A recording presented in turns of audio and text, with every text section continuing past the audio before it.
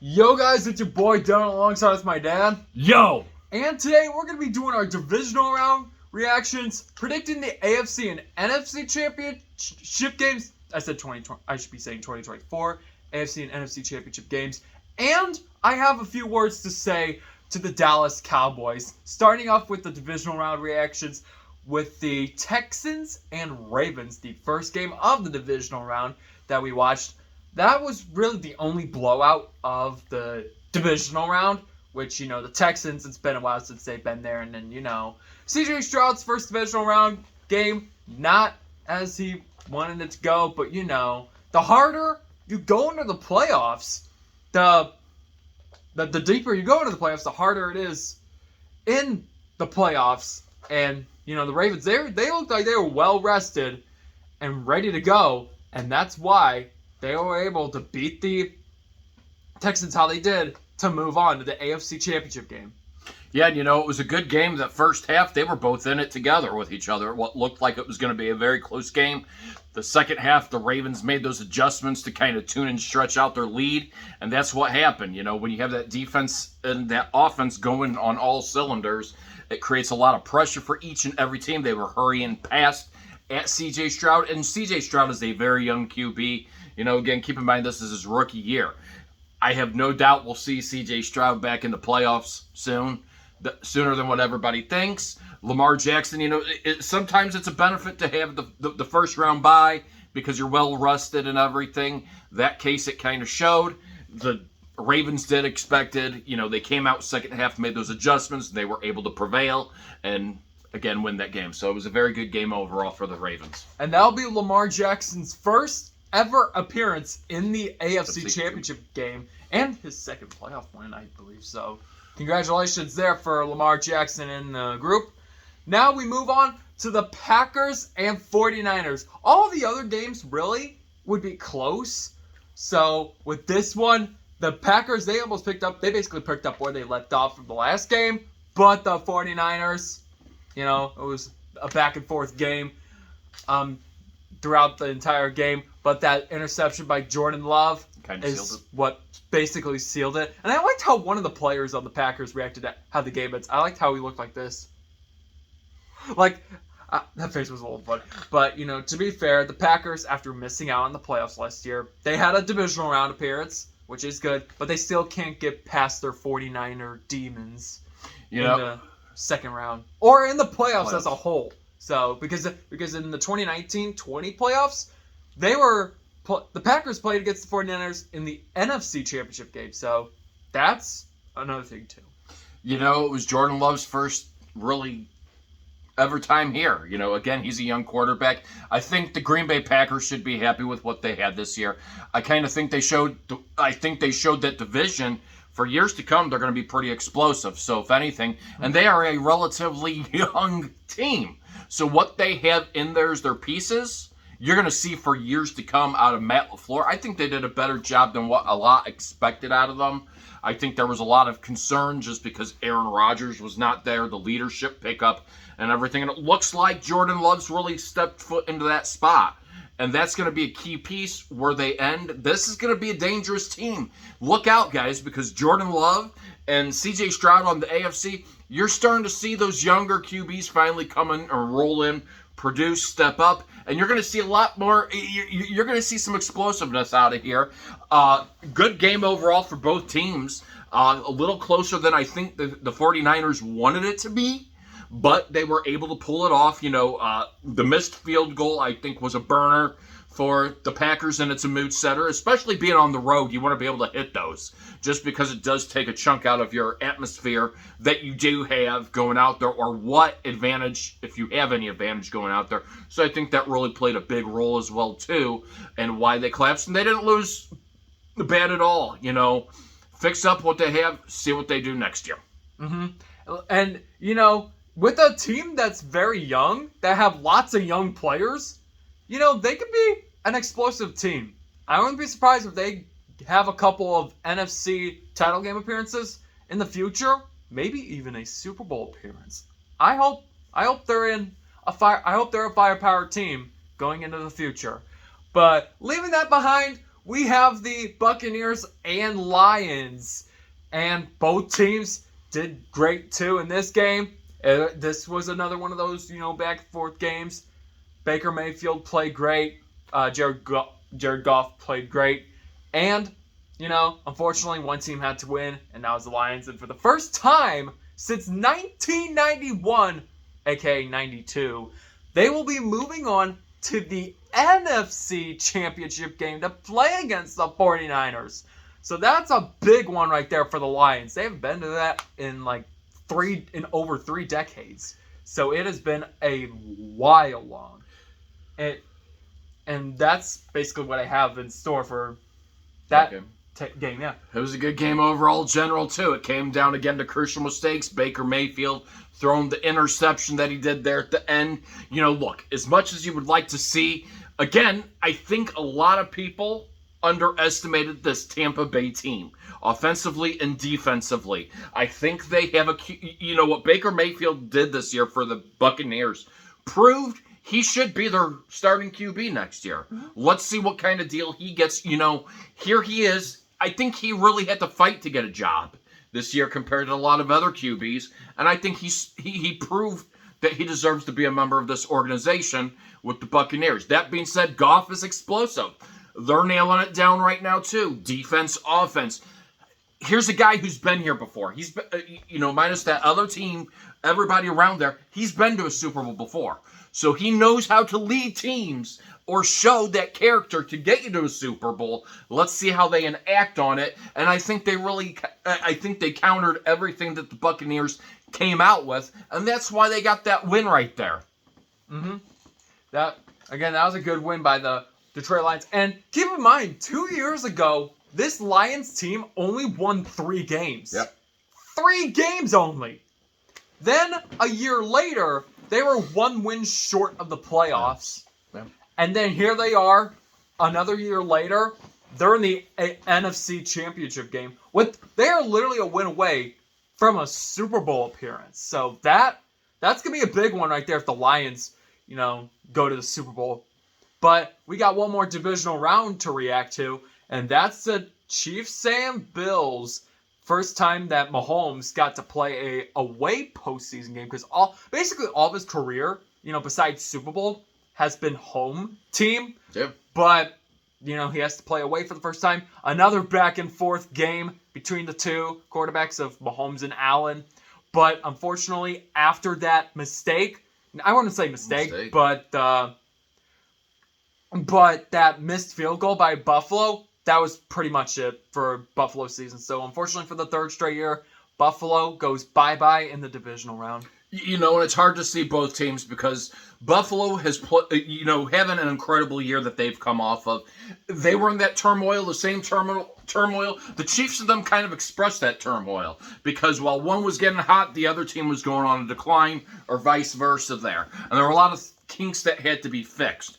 They had an offensive coordinator change for Buffalo, and what looked like they weren't going to make it into the playoffs, they made it. Josh Allen showed that. McDermott put that in play and everything. That game yesterday was a great game. Minus that kick, and unfortunately, a lot of people don't realize, in the wind, 14-mile-per-hour wind in Buffalo, elevation, the whole 9 yards, it's a little different atmosphere than what it is regular. So, it's harder to kick. It really is, and I like how Romo and Nance were sitting there saying, they were having a hard time, throughout kickoffs. Even Butker was having a hard time at 49 yards I think they were saying 52 yards even. It was hard. He was coming up a little bit short. That wind at that speed and how it was going could cause anything. Did they do the right thing in their mind? Yes, they did. Because they knew they had been unsuccessful on 4th down against the Chiefs once. So, and that's the back and forth part against it. Going from there, you want to tie the game up. You want to put yourself. The Chiefs just needed that extra. And you know what? You got to give a big round of applause to both teams. Defense was, minus defense giving up the points they did. This defense for the Chiefs is scary atrocious, guys. They are the second ranked in the NFL.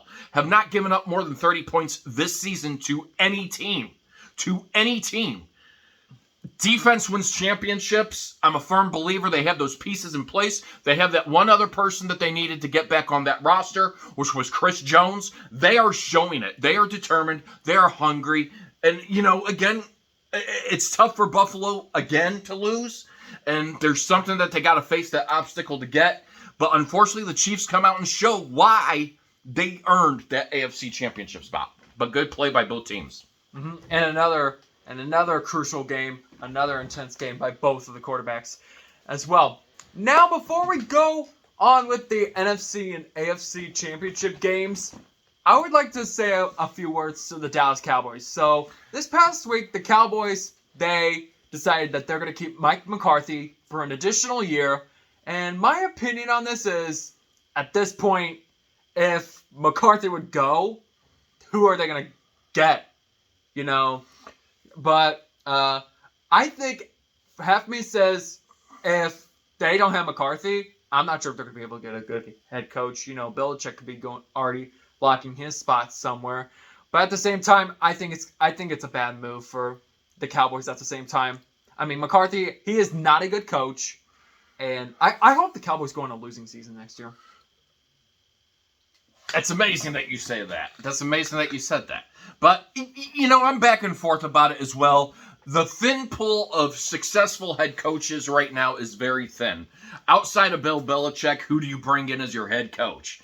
Belichick's going to have a higher price tag than what McCarthy is, and he's going to want more control over that. And that's understandable. He has the rings to show for it. Sure, he can say, oh, you know what? My last 3 years in with New England have been horrible, but he still can get that leverage to demand. He's gonna want to put in his own staff and instill his own staff, and then there's the relinquish of Jerry Jones and everything. Jerry Jones is also their general manager. He's gonna want somebody else in there as general manager. Jerry Jones just doesn't want to relieve that spot and everything, and this isn't 1990, unfortunately, and that's how Jerry Jones is looking at it as. Is Dak Prescott the future? I don't know. But again, who are you going to bring out there to solidify the results that he's delivered? Yeah, you could say they're regular season results, but then the postseason, it's kind of under-delivered. Who are they going to bring in to get them to that hump? You don't have a big pool of quarterbacks, etc. So in a way, they would be putting them back themselves in the spot. It is. It's a tough decision. I think you wait another year, see what kind of splash makes, and going from there. I just don't think the head coaching pool right now is at a spot to where you say, okay, let's go ahead and do this, and we bring in some young gun that might, as compared to that guy that has delivered them those winning seasons. So I can see it back and forth as well, too. I think this is a year, though, that, makes or breaks him. He's not going to get a contract renewal. So this is his last year as of right now, unless they decide to renegotiate. And I think they play it on and see how this year goes for him. Actually, you know what? How about this? If the Cowboys could get a good year where they're actually serious in the playoffs, and they actually win a game or two in the postseason next year, maybe you can keep McCarthy for another year. Nice. But if you guys, miss the postseason or blow in the postseason again, I want to see that guy gone. I don't think he's a good guy for Dallas, so that's just my take on it. Understandable. So, with that, now let's go into the AFC and NFC championship game predictions, starting off with the AFC championship game, and we'll predict up to the Super Bowl as well. So, that's another thing, too. But for the AFC championship game, which that'll be on CBS, I think it's going to be a close game. Mahomes and Jackson, they are both pretty good QBs. Jackson can run the ball pretty well. He's almost between Allen and Jackson are really both quarterbacks. Maybe even Mahomes almost makes me feel like they're like the AFC version of Jalen Hurts, but I don't want to compare an AFC quarterback to an NFC quarterback. But, I wasn't expecting the Ravens to be this powerful with OBJ on the roster as to where the Chiefs, like I said, the reason why I didn't really wanted to see them go this far is how their season was. But, they've been doing good so far. So far, they're doing good. You know what? I'll give the Chiefs a chance in the playoffs. I'll let them advance to the Super Bowl. But why do they advance in the Super Bowl? Why? What makes them, besides you giving a chance? You got to explain why. Why do you think they're going to advance? Because of their offense. Because of their offense? And defense as well. They're number 2 on defense. And, like you said, defense always wins games. So that's the thing. So, you know what? And, another thing, too, is the Ravens, they've been using up some firepower lately. So that could come back to haunt them. I think it's going to be an incredible game between both. I think you're going to get to see one of the best anticipated between two great QBs. Lamar Jackson trying to prove that he is that Excalibur factor of the nucleus of the Ravens, getting them through. And to be fair, honestly, to tell you the truth, if the Ravens do not advance, here's what I would really love to see. As much as it's never going to happen, I would like to see dual head coaches for the Ravens with Harbaugh and Harbaugh being both considered head coaches. Not offensive or defensive coordinator, or if they want to be, you know what? I would love it. I would really love it. I do. I like John Harbaugh. I like Jim Harbaugh. They're great. Both great. Harbaugh. But anyway, let's get back to it. They both have great teams here, guys. I think that if, the Chiefs can continuously do the building what they did against the Dolphins and what they did against the Bills, they have a really good shot at advancing. They're the underdogs this week coming up too. Sometimes the pressure is on that team that is favored to win because now they have to put more intense pressure to win that game. I've always been a fan of underdogs simply because they're looked at as the last. But one thing a lot of people forgot about the Chiefs this year was that defense. Despite their record, their defense has been stellar. Spagnuolo is a great defensive coordinator, and that's just it. He's won it with the New York Giants as a defensive coordinator, and he's won it with the Chiefs as a defensive coordinator. He's a great defensive coordinator, round build all the time. And if the Mahomes in the offense continues to play like they did, that O-line was blocking. You didn't see sloppy play there. They fixed that up. Protecting your QB, making sure he's able to make a complete throw, finding Kelsey, finding those openings. Those are what they want to be able to have. That's even what the Ravens want to be able to have. In the end, I think the experience of what they have on the team is what conquers, and that's what leads the Chiefs to beat the Ravens in a very close game. It might be even a Butker field goal. I think somewhere along the lines, Butker is going to be the star of one of these games. And this could be that game. They win, and they advance to the Super Bowl. And the next game we have for conference championships is the 49ers and Lions. This is the 4th time in the last 5 years that the Detroit Lions not Detroit Lions. I'm sorry. I mean, Detroit Lions, sucked a couple of years ago. But the 49ers, that they have been to this stage of the playoffs, the NFC Championship game. As the Lions, like I said, it's been 3 decades since they've last been in this spot. So I think it's going to be interesting between both teams. I think it might be an offensive game for the most part. I think this could be a game that could go overtime. This could be an overtime game, and if I had to pick one team in this game, I know what he's going to go for, so I got my pick. I'm going to go with the 49ers. I still think it's a 49er year, and I think we're going to see a rematch of Super Bowl 54. It's going to be rather interesting because out of all the players that I believe are on the Lions roster, Jared Goff has the experience to go to the Super Bowl. So he knows the crowd noise. He knows what it's going to be. And he will be on the road this time around, guys. That will be a factor that the Lions are going to have to overcome. This time is blocking out that crowd noise. Last year, it was the Philadelphia Eagles, and Brock Purdy was injured. Mm-hmm. So this will see where the difference is in that. Hopefully Brock Purdy gets to play a full game and no injury there. I think it's going to come over to offensive miscues. Whose offense is going to turn the ball over more or play more mistakes? That's where the capitalization is going to be. And I think that's where the defense of the Lions is going to kind of pick in at, the 49ers, and they're going to try to capitalize off of that. And again, it's hard. I could say Brock Purdy, I want them to advance, or the Lions. Just something special about this Lions team this year. What they've built, what Dan Campbell's built, I think they end up taking and shocking the 49ers, and they end themselves into the Super Bowl.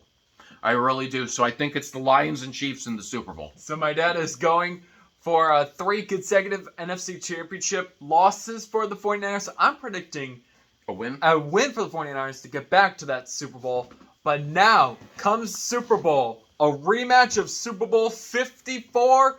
We got Chiefs, and then we got the 49ers. Both teams battled it out 4 years ago in Super Bowl 54, and the Chiefs were able to win that Super Bowl. But these are different teams 4 years later. Players and all. 4 years ago, the Chiefs had not Kelsey. Well, they've had Kelsey, but they had Tyreek Hill as one of their big receiving players as well. But their roster has changed, and the 49ers, same thing with them, and back in the 2019-20 season. But here we are in the 2023-24 season. I think it's going to be a nail-biter. I think it's going to be a close game. And I think it's going to come down to some defense here. I'm saying the 49ers win the Super Bowl. I'm saying we're going to have a cycle here for the Chiefs. They win a Super Bowl, they lose the Super Bowl, they lose the AFC Championship game, then they win another Super Bowl, and then they're going to lose a Super Bowl. I think we're going to start a little pattern here. And that's why I think the 49ers are going to win this Super Bowl. On defense, though. I think it's going to be a low-scoring defense game. I have the Lions and the... I could be absolutely wrong there. Sorry to interrupt. Go ahead. Oh, no, it's fine. It's fine. That first game that Chris Collinsworth was talking about, the beginning of the season, the Lions game and the Chiefs game. What a game it was. There's one piece missing. That one piece is back. Chris Jones. I think he's going to be the ultimate warrior of this whole thing. And again, I think the defense builds the championship to win this.